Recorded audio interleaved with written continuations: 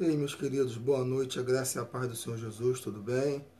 Ao longo desses anos aí, temos alguns anos que estamos fazendo, né, reflexões teológicas.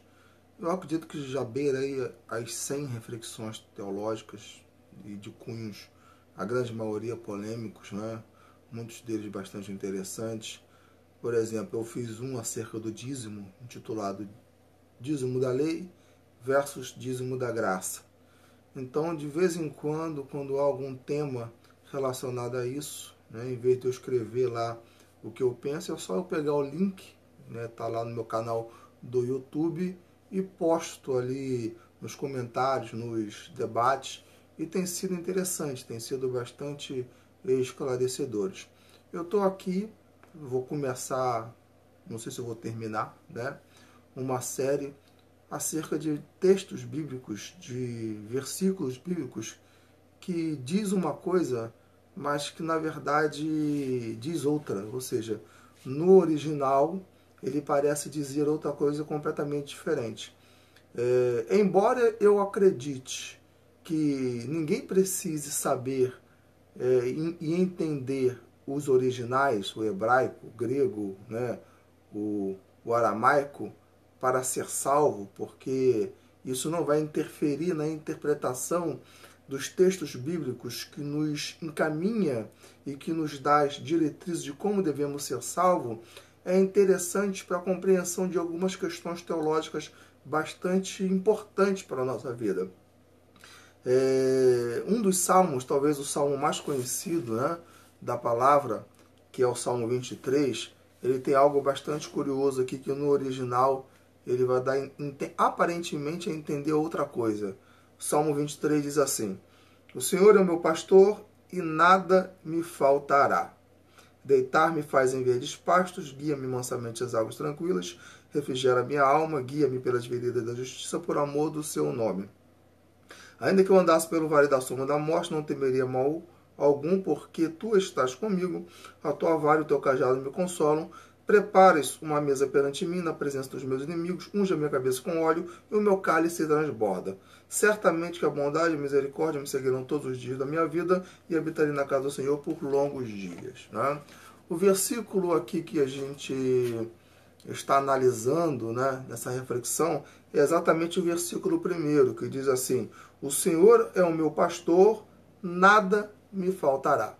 Quando a gente pega a literalidade desse versículo, ele dá a entender de maneira muito clara que pelo fato de Deus, Pai, ser o nosso pastor, não vai nos faltar nada. Não vai nos faltar bem algum, não vai nos faltar emprego, não vai nos faltar comida, não vai nos faltar saúde, não vai nos faltar nada que seja de bom. Ou seja, pelo fato de Deus ser o nosso pastor, né?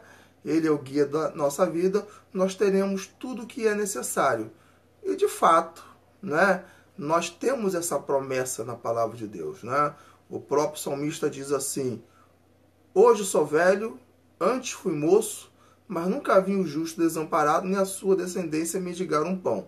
Bom, aí quando a gente vai ler a parábola do rico, né, e do Lázaro, em que Lázaro era pobre e comia das migalhas que caía da mesa do seu senhor, o texto diz de maneira muito clara que esse pobre miserável, ele era justo e foi para o céu, e o rico, que tinha de tudo, que não tinha nenhuma pobreza, nenhum problema, foi para o inferno, né? Então, como entender essa aparente contradição? Não há contradição. Futuramente a gente vai falar sobre isso, mas esse não é o tema agora.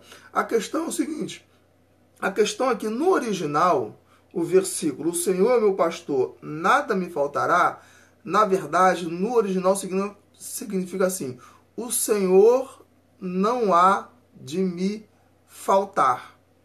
Quando a gente lê no original, o Senhor não há de me faltar, a interpretação fica um pouco diferente, ou se não muito diferente dessa versão que a gente tem. O Senhor é meu pastor, nada me faltará. Porque quando aqui diz o Senhor é meu pastor, nada me faltará, parece que está falando de coisas, né? De objetos, né?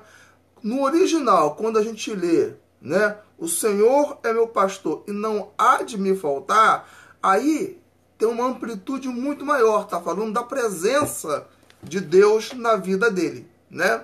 Está falando da pessoa de Deus, ou seja, o Senhor é meu pastor e nos momentos que eu mais precisar, ele não vai me faltar.